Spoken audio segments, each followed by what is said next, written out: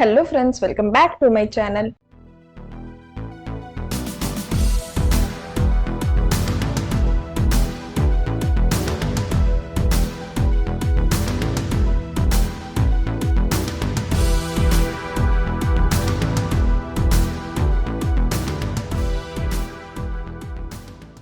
Part 7 के starting में हमें दिखाया जाता है कि डैनियल फा को लेकर एक रेस्टोरेंट में आता है जहां पर वो लोग बैठकर डिनर करते हैं। उसके बाद यहाँ पर फा बोलती है कि बोलो तुम मुझसे क्या बात करना चाहते थे। तो डैनियल बोलता है कि मैं जानना चाहता हूँ कि क्या तुम चेनमिंग के लिए काम करोगी, क्योंकि मैं चाहता हूँ कि तुम चेनमिंग के लिए काम ना करो, क्योंकि ये सही नहीं है। चेनमिंग के भाई की अगर तबियत खराब है तो उसे किसी डॉक्टर को दिखाना चाहिए, किसी मेडिकल एक्सपर्ट के पास जाना चाहिए, ना कि उसे तुम्हें यूज करना चाहिए अपने भाई को ठीक करने के लिए। यहाँ पर फा बोलती है कि चेनमिंग को भी पता चलना चाहिए तुम उसके लिए इतना चिंता करते हो। तो डैनियल बोलता है कि मैं उसकी चिंता नहीं कर रहा हूँ, मैं तुम्हारी कर रहा हूँ। उसके भाई की मानसिक हालत ठीक नहीं है, वो तुम्हें हर्ट भी कर सकता है और मैं कोई नया कोऑर्डिनेटर नहीं चाहता हूँ अपने मैगजीन के लिए। तुम्हारे अलावा और कोई भी नहीं है जो मुझे प्लीज कर सके मैगजीन के लिए। उसके बाद हमें सीन में दिखाया जाता है कि यहाँ पर वह अपने घर आती है तो उसके पापा फ्लावर तोड़ रहे होते हैं। तो उसके पापा पूछते हैं उससे तुम्हें कौन छोड़कर गया है। तो वो बोलती है कि मेरे बॉस छोड़कर गए। तो उसके पापा बोलते हैं बॉस। अभी फा बात पलट देती है और बोलती है कि आप बताइए आप ये फ्लावर क्यों तोड़ रहे थे। तो पापा बोलते हैं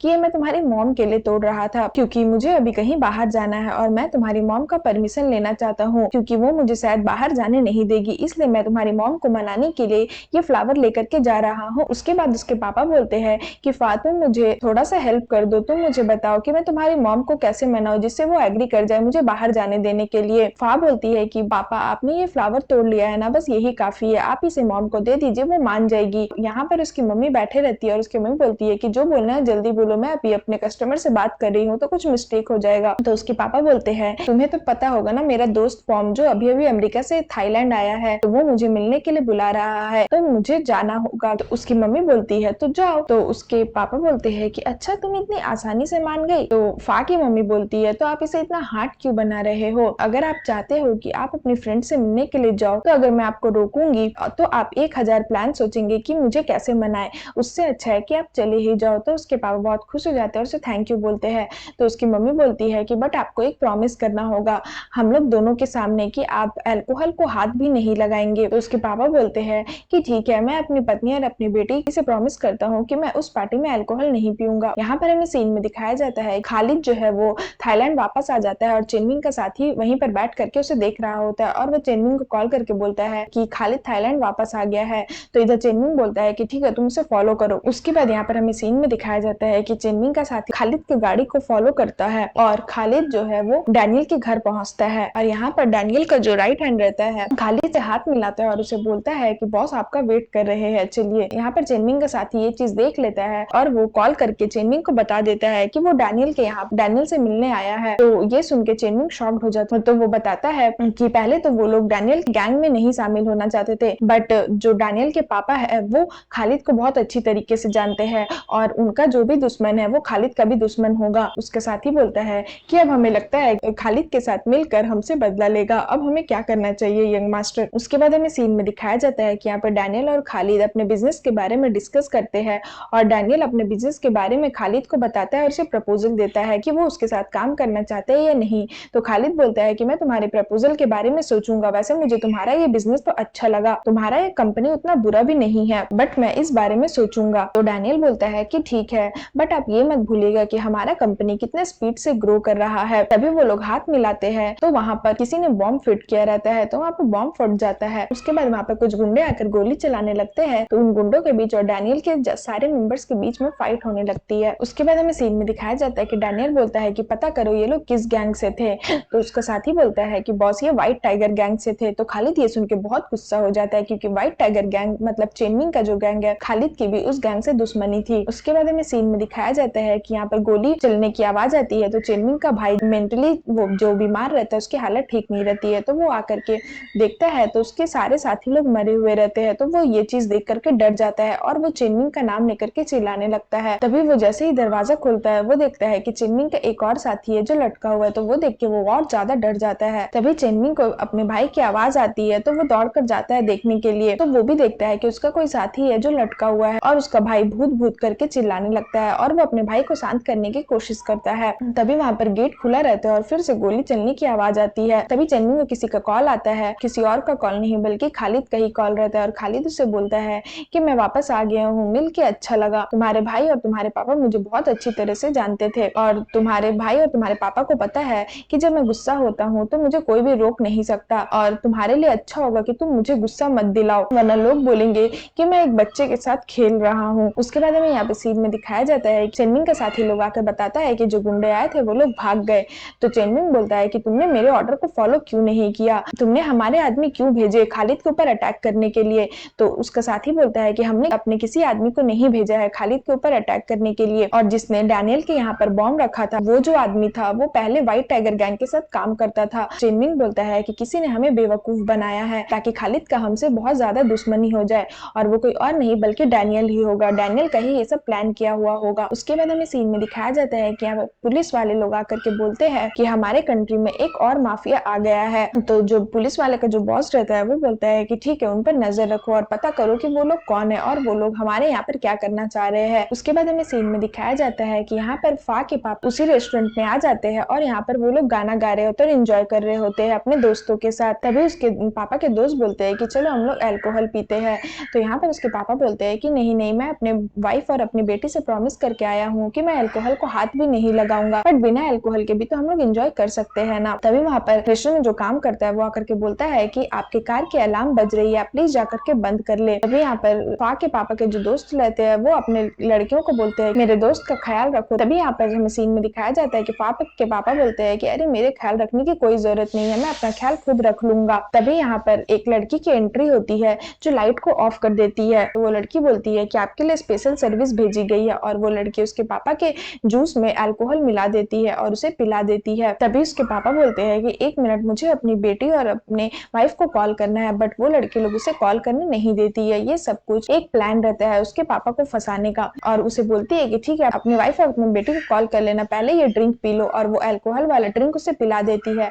और वहाँ पे कुछ गुंडे आते हैं जो उनका वीडियो बना लेते हैं लड़कियों के साथ। अभी वो गुंडे लोग के पापा ले करके जाने लगते हैं। तो उसके पापा बोलते हैं कि तुम लोग ये क्या करे, तुम लोग को गलत फहमी हुई है, तुम लोग मुझे कहाँ लेकर के जा रहे हो। जो गुंडे लोग रहते हैं वो गुंडे लोग अपने बॉस के पास उसके पापा को ले आते हैं और झूठ बोलते हैं यही वो आदमी है जो आपकी लड़कियों के साथ खेल रहा था। तो उसके पापा ये सुन के शॉक्ड हो जाते हैं, बोलते हैं कि नहीं नहीं, मैं ऐसा कुछ नहीं कर रहा था, ये सब कुछ गलत फहमी हुई है तुम लोगों को। तभी वो गुंडे लोग वो वीडियो जो बनाए रहते हैं वो वीडियो को दिखा देते हैं और बोलते हैं कि बॉस ये रहा एविडेंस, हम लोग झूठ नहीं बोल रहे हैं। तो उस वीडियो को देख करके उसके पापा भी शॉक्ड हो जाते हैं और बोलते हैं कि ये झूठ है। तो वो बॉस जो रहता है वो बोलता है कि क्या तुम्हारे पास अभी भी एक्सक्यूज है। उसके पापा गुस्सा हो जाते हैं और बोलते हैं कि तुम लोग सब मिले हुए हो, मुझे बेवकूफ बना रहे हो, मुझे फंसाना चाहते हो। वो जो गुंडा का बॉस रहता है उसको बोलता है कि बोलो तुम क्या चाहते हो। वो जो बॉस रहता है गुंडा का वो बोलता है कि मैं चाहता हूँ कि तुम मेरी गर्लफ्रेंड के साथ तुमने खेला है तो तुम इसका पैसा भरो 1 मिलियन। तो उसके पापा शॉक्ड हो जाते हैं कि 1 मिलियन। उसके बाद वो जो गुंडा रहता है मेन गुंडा वो बोलता है कि अगर तुम पे नहीं करोगे तो ये जो वीडियो है ये मैं तुम्हारे वाइफ और तुम्हारी बेटी के पास भेज दूंगा, और अगर फिर भी तुम नहीं मानते हो तो फिर तुम अपनी बेटी को भेजो, मैं तुम्हारी बेटी से पैसा निकलवा लूंगा। उसके बाद वो उसके पापा को मारने जाता है तो गुंडा लोग रोक लेता और बोलता है चेनमिंग ने हमें ऑर्डर दिया है कि इसके पापा को हर्ट नहीं करना है, आप प्लीज मत मारो। तो वो उसे वहीं पर छोड़ के चला जाता है और बोलता है अपने गुंडों लोगों को कि इसका ध्यान रखो, इसके ऊपर नजरें गड़ाए रखना, ये भागना नहीं चाहिए जब तक ये मेरा 1 मिलियन पैसा नहीं दे देता है। उसके बाद हमें सीन में दिखाया जाता है कि यहाँ पर फा पहुंच जाती है उसी रेस्टोरेंट में अपने पापा को लेने के लिए और अपनी मम्मी को कॉल करके बोलती है आप मेरे और पापा की चिंता मत करिए, आप सो जाइए, मैं रेस्टोरेंट पहुंच गई हूँ, मैं पापा को लेकर के आऊंगी। तभी यहाँ पर उसके पापा को होश आता है और वहाँ पर एक गुंडा खड़े रहता है। तो उसके पापा देखते हैं कि उस गुंडे के पॉकेट में गन है, तो वो सोचते हैं उस गन को वो निकाल के उसे डरा के वहां से भाग जाएंगे। तो वो वैसा ही करते हैं, वो वहां से भागने की कोशिश करते हैं। उसके बाद वो भाग जाते हैं और यहाँ पर वो फा को कॉल करते हैं। फा बोलती है कि पापा मैं आपका बाहर वेट कर रही हूँ, आप आ जाओ। तो उसके पापा बोलते हैं कि फा मेरी हेल्प करो, मैं मुसीबत में हूँ। तो ये सुन के फा बहुत डर जाती है और बोलती है कि ठीक है, आप बताओ कि आप कहाँ पर हो। तो उसके पापा जैसे ही बताने जाते हैं वो गुंडा आकर उसके पापा के फोन को छीन लेता है और इधर फा डर जाती है। उसके बाद वो गुंडा उसके पापा को मारने लगता है और बोलता है कि तुम मेरे पैसा दिए भी नहीं जाने की कोशिश कर रहे थे, तुम्हारी इतनी हिम्मत, तुम मेरे लड़कियों के साथ खेलोगे और इस तरह से भागोगे। उसके पापा बोलते हैं कि नहीं, मैंने तुम्हारी लड़कियों को टच भी नहीं किया है, प्लीज मुझे जाने दो। तो वो गुंडा उसके पापा को मारने लगता है। तभी वहाँ पर फा अपने पापा को बचाने के लिए आती है और बोलती है कि प्लीज इन्हें छोड़ दो। तो वो गुंडे लोग उसे भी मारने लगते हैं और वो जो मेन गुंडा रहता है वो बोलता है कि अच्छा तो ये है तुम्हारी बेटी, तुम्हें इतनी सुंदर बेटी पैदा नहीं करनी चाहिए थी, और फिर वो फा के साथ जबरदस्ती करने लगता है। तभी वहाँ पर चेनमिंग आता है फा को बचाने के लिए और बोलता है कि मैंने बोला था ना कि इन लोगों को हर्ट नहीं करना है, तुमने इन्हें क्यों हर्ट किया, और फिर वो उसको मारने लगता है। इधर फा अपने पापा को लेकर जाने लगती है, तभी उसके पापा बेहोश होकर के गिर जाते हैं। फा डर जाती है और जल्दी जल्दी उन्हें हॉस्पिटल में एडमिट करती है और उसके पापा को हार्ट अटैक आया रहता है। फिर वो डॉक्टर क्वान को बोलती है कि प्लीज मेरे पापा को बचा लेना। डॉक्टर क्वान बोलती है कि तुम चिंता मत करो, मैं अपना बेस्ट दूंगी, तुम्हारे पापा को कुछ भी नहीं होगा। उसके बाद डॉक्टर क्वान आकर के फा लोग को बताती है कि तुम्हारे पापा अब खतरे से बाहर है, तो वो लोग खुश हो जाते हैं। तभी वो बोलती है बट एक प्रॉब्लम है, तुम्हारे पापा को कॉर्नरी आर्टरी डिजीज है, अगर उन्हें अच्छे से ट्रीटमेंट नहीं मिला तो वो डेंजर में जा सकते हैं, और पहले भी शायद उन्हें ट्रीटमेंट नहीं मिला था, इसी वजह से वो ज्यादा स्ट्रेस की वजह से उन्हें ये प्रॉब्लम हुई है और वो बेहोश हो गए। तो उसकी मम्मी बोलती है कि क्या इसका कोई इलाज है, तो डॉक्टर क्वान बोलती है कि हाँ है, उन्हें सर्जरी करानी होगी हार्ट की। उसके बाद हमें सीन में दिखाया जाता है कि चेनमिंग वो जो गुंडा रहता है उसे लेकर के आ जाता है और बोलता है कि मैंने तुम्हें बोला था ना उन्हें हर्ट नहीं करना है, तुमने मेरा ऑर्डर फॉलो क्यों नहीं किया। तो वो बोलता है कि मैंने आपका ही ऑर्डर फॉलो किया था, मैंने उन्हें कहाँ हर्ट किया, अगर मैं उन्हें नहीं मारता तो क्या वो डर जाते। उसके बाद यहाँ पर सीन में दिखाया जाता है कि चेनमिंग का जो दूसरा साथी रहता है वो बोलता है कि बॉस रहने दीजिए, ऑलरेडी सीन तो हो ही चुका है, हमें अब डैनियल को मारने के लिए फा का यूज करना ही होगा। तो चेनमिंग गुस्सा हो जाता है और बोलता है कि अभी इस मैटर में फा को बीच में मत लाओ। उसके बाद हमें सीन में दिखाया जाता है यहाँ पर चेनमिंग का भाई जो रहता है वो फिर से पागलों जैसी हरकत करने लगता है और बोलता है कि कोई मुझे मारने के लिए आ रहा है। तो यहाँ पर चेनमिंग उसे शांत करता है और बोलता है कि आपको कुछ भी नहीं होगा, आप चिंता क्यों कर रहे हो। अभी चेनमिंग का साथी उसे शांत करने वाली इंजेक्शन दे देता है और यहाँ पर चेनमिंग बोलता है कि ये सब कुछ डैनियल के वजह से हो रहा है। तो चेनमिंग का साथी बोलता है तो अब हमें कुछ करना चाहिए, अब हमें इस तरह से शांत बैठकर नहीं रहना चाहिए, इसलिए मैं आपको बोल रहा था कि फा को अपने साथ काम करने के लिए भेजिए ताकि हम लोग फा के जरिए डैनियल को यूज कर सके। चेनमिंग गुस्सा हो जाता है और बोलता है कि डैड अभी सही नहीं है, तुम्हें इन सब का आइडिया नहीं होगा क्योंकि तुम्हारे मम्मी पापा तो है नहीं, माँ बाप को खोने का दर्द मुझे पता है। यहाँ पर हमें सीन में दिखाया जाता है कि फा जैसे ही अपने घर से निकलती है वो देखती है कि चेनमिंग वहाँ पर खड़ा है। तो वो चेनमिंग को बोलती है कि तुम्हें कैसे पता कि मैं यहाँ पर रह रही हूँ। तो चेनमिंग बोलता है कि तुम्हारे पापा अभी कैसे है। तो फा बताती है कि वो अभी भी बेहोश है, अभी उन्हें होश नहीं आया है, बट अभी डॉक्टर उनकी केयर कर रहे हैं। तो चेनमिंग बोलता है कि कल मैंने डॉक्टर से बात करी थी, उन्होंने कहा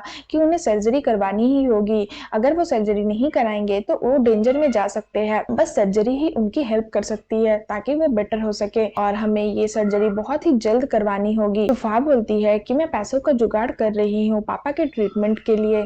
तो चेनमिंग बोलता है कि मैं तुम्हारी हेल्प करूंगा, मैं तुम्हारे पापा के सारे मेडिकल्स बिल भर दूंगा, बट बदले में तुम्हें मेरे लिए काम करना होगा। तो फा बोलती है कि मुझे तुम्हारे भाई की केयर करनी होगी ना। तो चेनमिंग बोलता है कि नहीं, मेरी बात ध्यान से सुनो, मैं तुम्हारे पापा के सारे मेडिकल्स बिल भर दूंगा और पैसा भी दूंगा, बट उसके बदले में तुम्हें मेरे लिए डैनियल के पास से ब्लैक बुक लेकर के आना होगा। जैसे ही वो ये बात बोलता है सीन यहाँ पर खत्म हो जाता है। सो फ्रेंड्स, अगर आपको मेरी वीडियो अच्छी लगी तो प्लीज मेरी वीडियो को लाइक करिएगा, मेरे चैनल को सब्सक्राइब करिएगा। मैं इसका न्यू एपिसोड बहुत ही जल्द लेकर के आऊंगी जो बहुत ज्यादा इंटरेस्टिंग होने वाला है। उसमें ये बताया जाएगा कि फा इस प्रपोजल को एक्सेप्ट करती है या नहीं करती है। सो फ्रेंड्स, आज के लिए बाय बाय, मिलते हैं फिर से एक न्यू वीडियो के साथ।